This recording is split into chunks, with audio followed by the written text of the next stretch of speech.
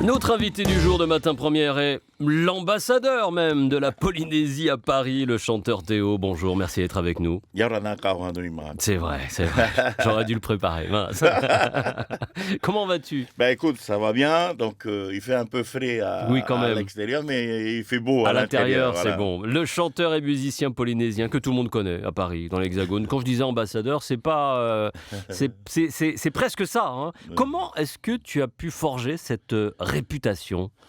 Je pense que c'est aussi le fait de persévérer pendant des années quand même, et puis surtout d'avoir fait le tri d'un clan de personnes avec qui tu travailles. Et ces personnes-là, chaque année, te fait appel à toi pour, pour exister, parce que dans ce métier, c'est très difficile de vivre avec.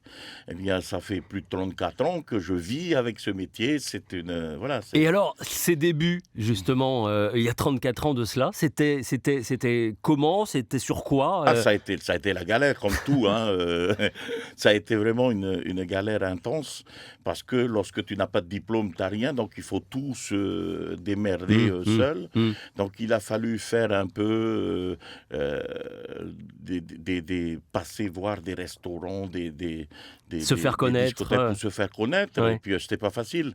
Mais heureusement qu'il y avait des points de chute à l'époque, comme les discothèques L'Orange Bleu. Ouais. À l'époque, c'est eux qui faisaient connaître beaucoup d'autres artistes, comme François Fellman, c'est notre époque, Patrick Hernandez et tout, Madonna, qui passait ici à Paris avant de faire sa carrière internationale.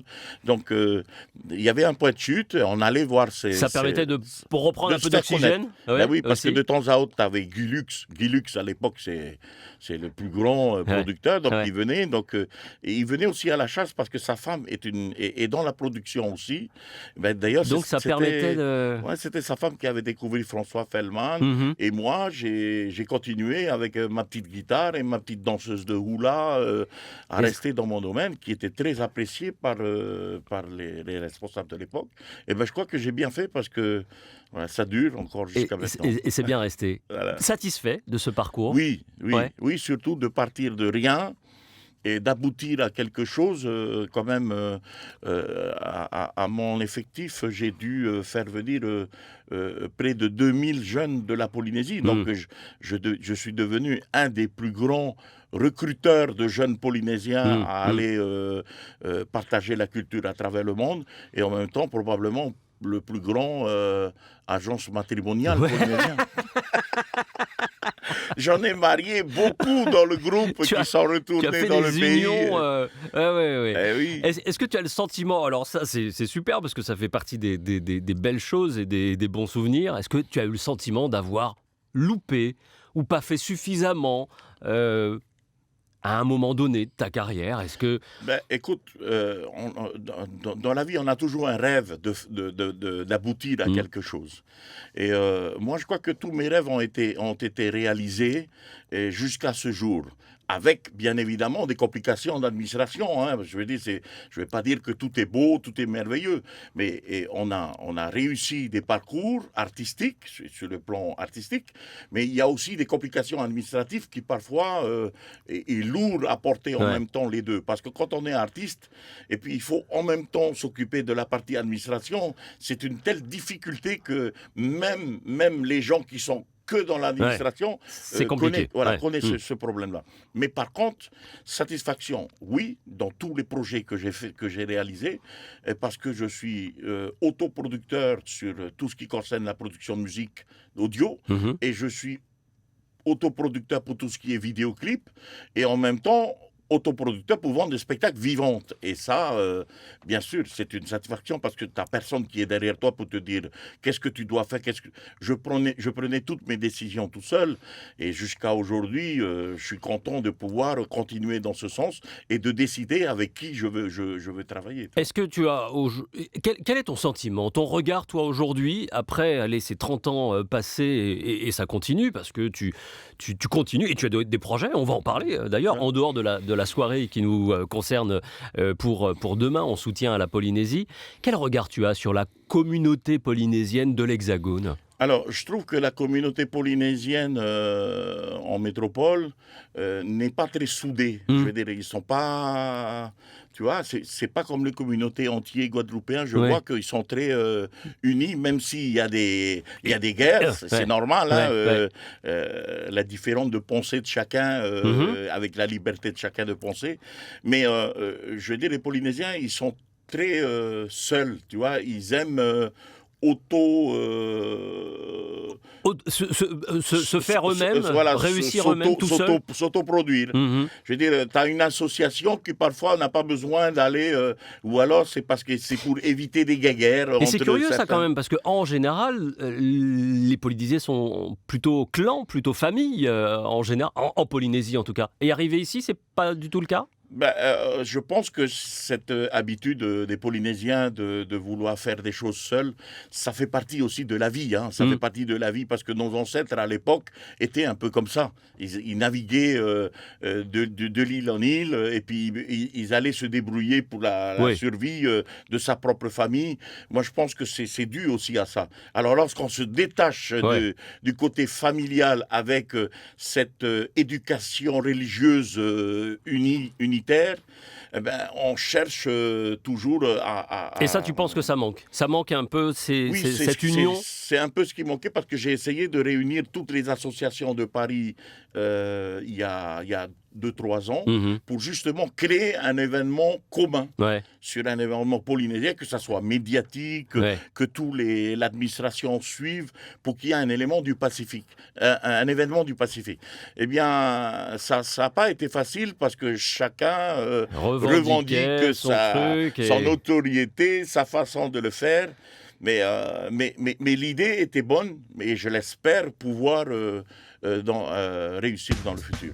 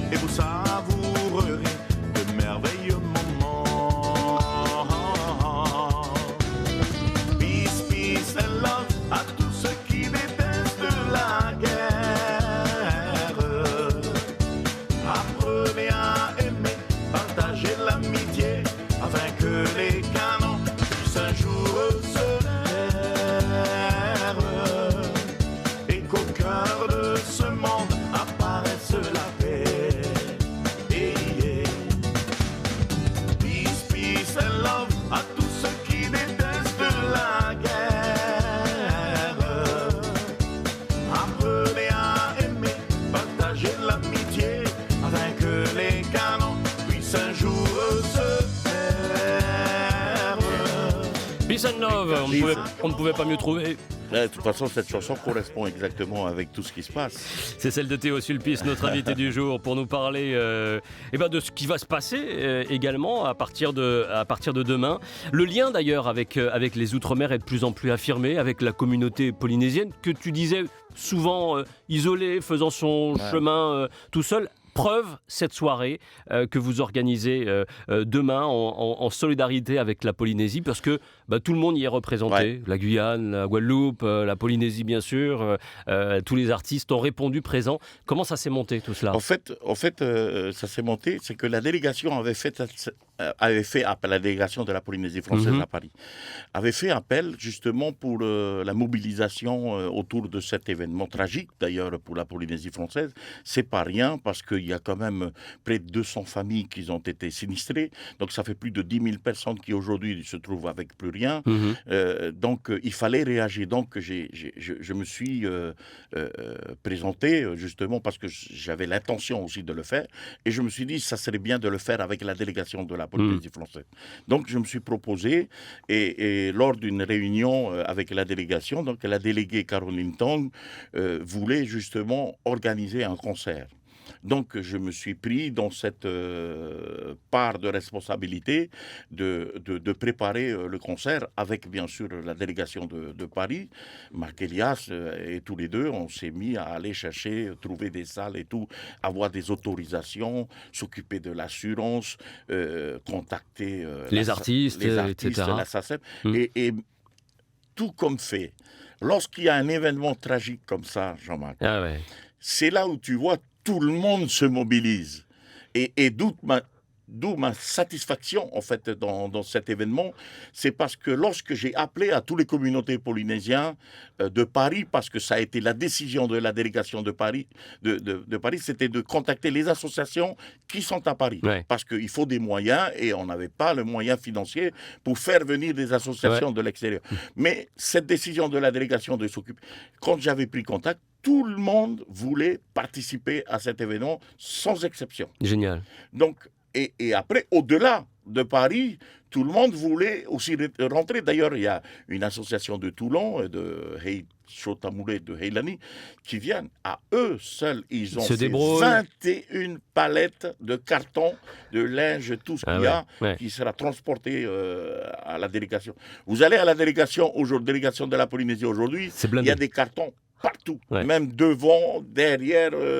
Alors, pour rappeler à nos auditeurs, c'est vrai que la Polynésie a été sinistrée due aux intempéries le mois dernier, avec belle catastrophe, et chacun essaye de faire du mieux pour revenir en soutien. Et ce concert qui intervient demain 14 février, jour de la Saint-Valentin, il ne faut pas l'oublier, donc ce sera bien sympa. Ce sera à la mairie du 5e arrondissement, place du Panthéon à Paris, où ce grand concert a lieu. 3 heures de concert, 3 heures de show. Tout à fait. Et il y a tous les genres, tous les styles, de Thierry Cam à Sylviane Sédia de la Guyane, à toi et au groupe, à Ken Carter également, à Stone, bien d'autres qui seront présents.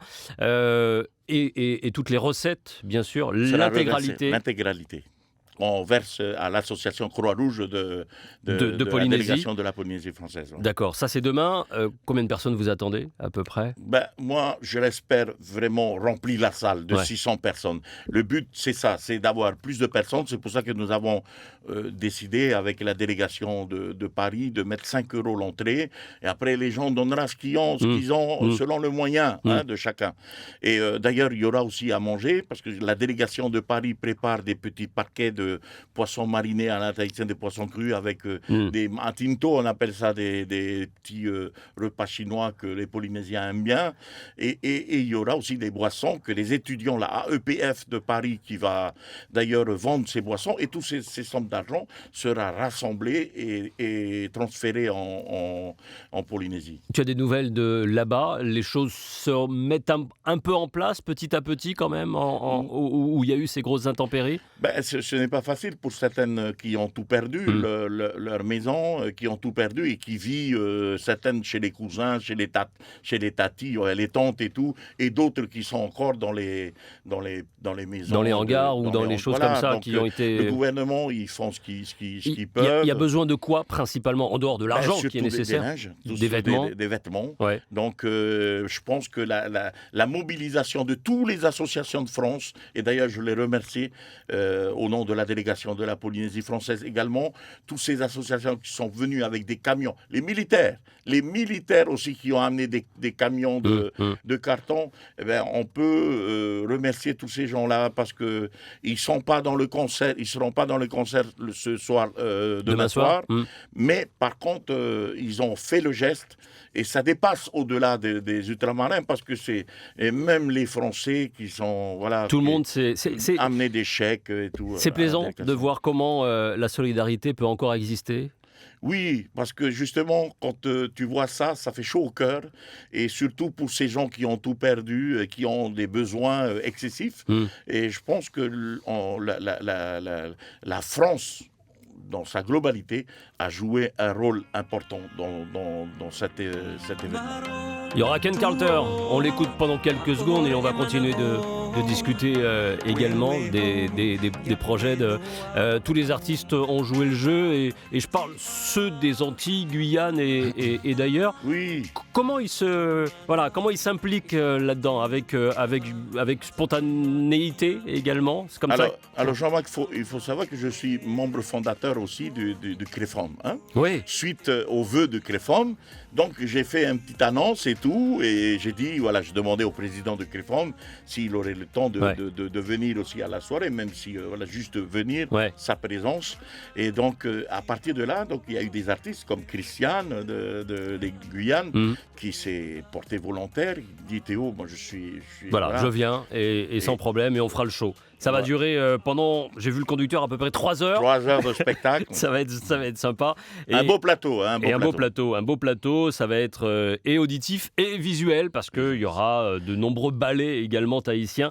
C'est à la mairie du 5e arrondissement, 21 place du Panthéon. 2 mots sur les projets de Théo. Je sais que tu es sur un gros projet également autour de la problématique climatique. Tout à fait. Alors donc on est sur un grand projet de faire venir 12 États du Pacifique Sud, pour justement essayer de sensibiliser les gens, parce qu'il y a la COP21, mais je pense que la COP21 c'est un peu trop politique, et je pense sincèrement que la culture peut apporter énormément justement à la sensibilisation des gens.